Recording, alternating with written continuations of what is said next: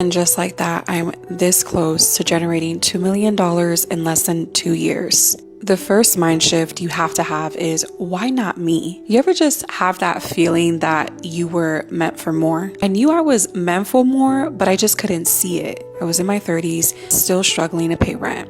2 kids, sleeping on a couch because I wanted my boys to have their own bedroom.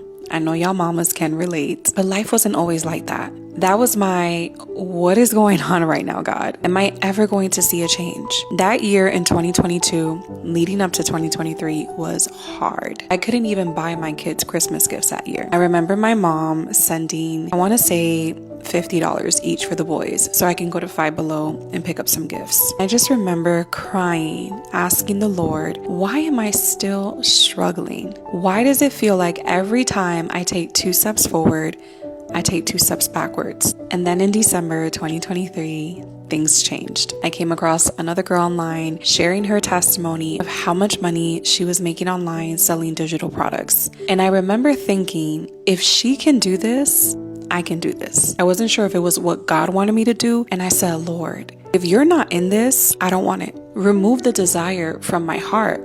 But the Lord said yes, and everything changed. By the grace of God, in just 4 months, I generated over $1 million. But not only that, the Lord didn't just use this platform, He used me as a vessel. What was meant for business ended up being the very thing that led me to hosting a Bible study every week. And I can't help but think it was never just about the money.